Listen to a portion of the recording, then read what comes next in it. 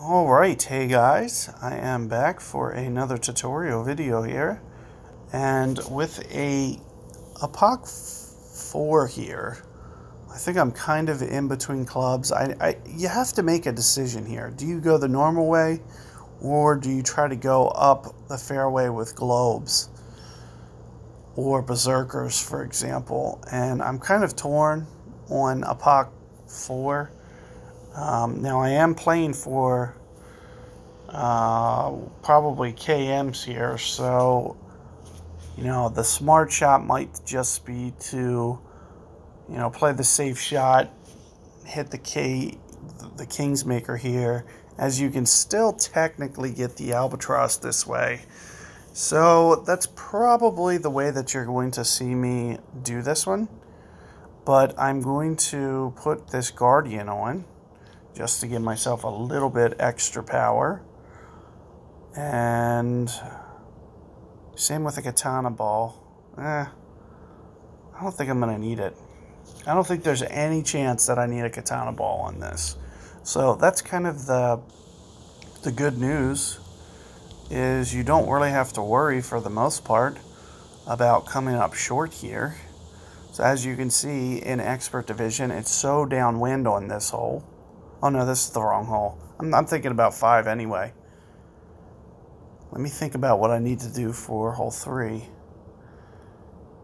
I'm assuming I'm going to do kind of a skip the fairway shot, and I'm going to put Saturn on. So for this hole, you're going to want to go all your backspin clubs. Notice my wood, long iron, short iron. Make sure that those are to the max. Let me see what... I think I ran into this problem yesterday. When I hit it to this distance, I might need to put on something else. Actually, let me look at... Yeah, here you're going to see me put on Hornet. I don't want the backspin shot. I think I'm going to do the rough bump shot here. So let me put on Hornet since it has the top spin plus the accuracy. Here you see accuracy 96, which is going to be 1.1 per ring at max club. And mid club, it's going to play more like 1.5, somewhere in there. And at when you get down to min club, it's going to be like 2.0-ish, more or less, for this hole. And I'm not really sure what ball I want to use here. Of course, hold on, let me make sure.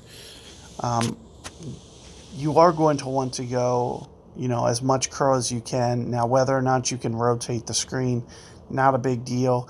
It's going to give me a couple extra yards here, but it's not going to be mandatory for this shot. Now, one of the things that I just want you to be aware of, man, I feel like maybe with a Titan ball, I can just land it on the other side. Let me see what this looks like. Whew, that's close. So, a decision needs to be made as to how you want to proceed with this tee shot. As you can see, I'm struggling a little bit to figure out what I want to do. So I'm not really going to go any power, and I think I'm just going to kind of settle on this shot a little bit. And you're going to see me do it with no power, really. Full curl. And here I'm just kind of shooting the fairway, making sure that the ball is in play. You don't want to start getting too close to the end of the fairway if you go for a curl shot. Now, like I said, what did I use? A Navigator? You're not really going to need to apply the full curl there. You could get away with, Titan ball is going to have a little bit more side spin. Katana is going to have a little bit more side spin. The biggest thing to keep in mind is when I was going, in terms of adjusting, is I'm going a bullseye, and then I'm stacking another bullseye on top of that for the aim. So I'm setting the right of the bullseye towards the middle of the fairway, stacking a bullseye on top, and then going another 4 rings maybe, just to be on the safe side. And that's how I'm going about aiming that thing. And as you can see, more than enough to get into where I want. And as you can see, I'm kind of pushing mid club. Here's max club. Min club's way down here. I'm going to be more in between. Maybe I'm going to play kind of 1.3 per ring here. And you see, this is the reason that I kind of hit this shot, is to kind of set myself up for this rough bump that's going to kind of go right at the hole here. So you're going to see me come off the top just a little bit, like so. And then in addition to this, you know, I'm going to go close to 8 rings, in the ballpark of 8-ish rings, 7.5.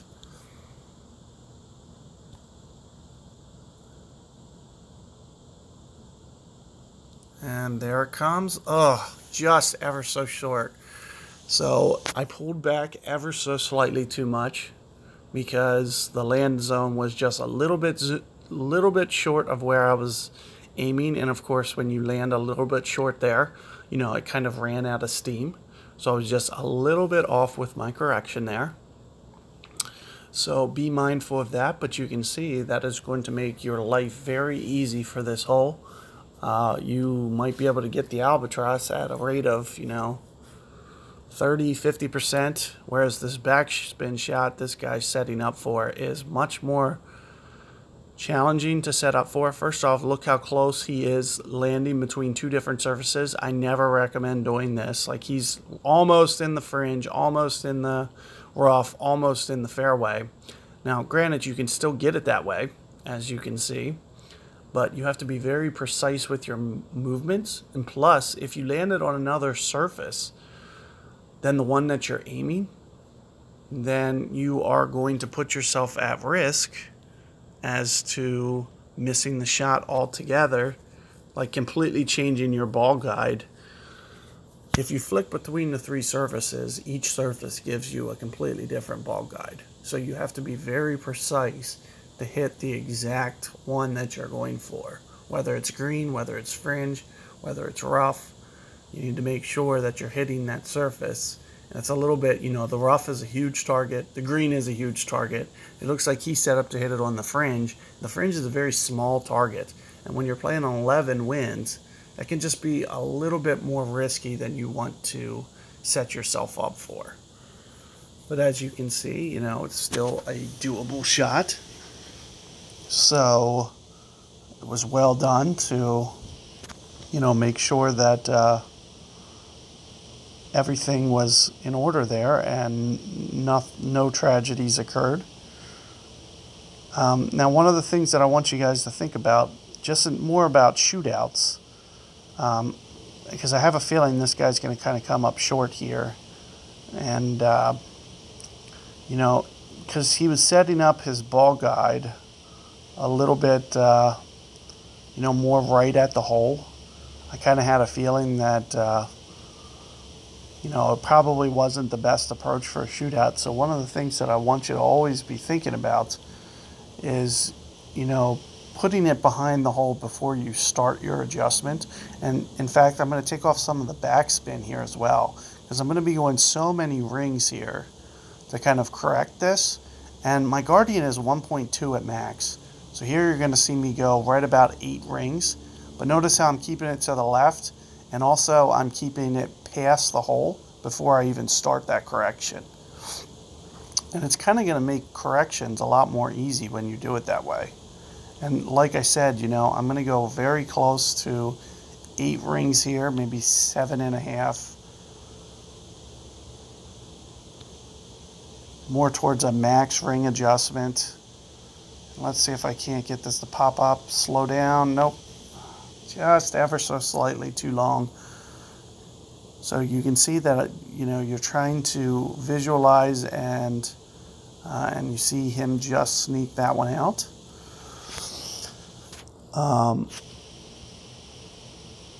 But you see what I did is it looks like, you know, for whatever reason, it landed right of my target line. I'm not sure why, because I hit perfect ball. And the wind didn't look like it was pointed very right. I played it pretty well in terms of my adjustment. Maybe I must have just been a little bit too right, just ever so slightly, because I don't think it should have landed that right. I think there was a little something fishy there with the way that I was aiming.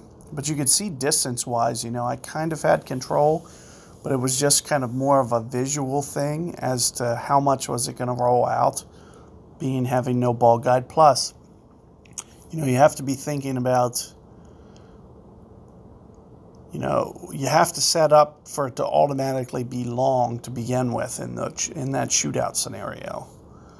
So, because when you actually play the wind into the wind like that, it's going to restrict your ball from getting to that full guide.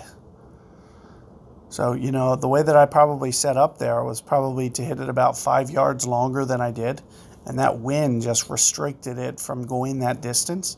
So it was kind of like a visual thing where you're guessing as to how much to take off there. But if you want to know more about that, you know, start checking out some of my shootout guides. I have a lot of content available where I discuss, you know, overplaying, underplaying wind, stuff like that, and all the situations and scenarios for different winds. So be sure to be checking those out. And aside from that, we are going to get to hole number 4 here, which is going to be another par 3, and I will momentarily be setting up my bag and going through that hole. So check out that video, and I'll see you guys on the next one.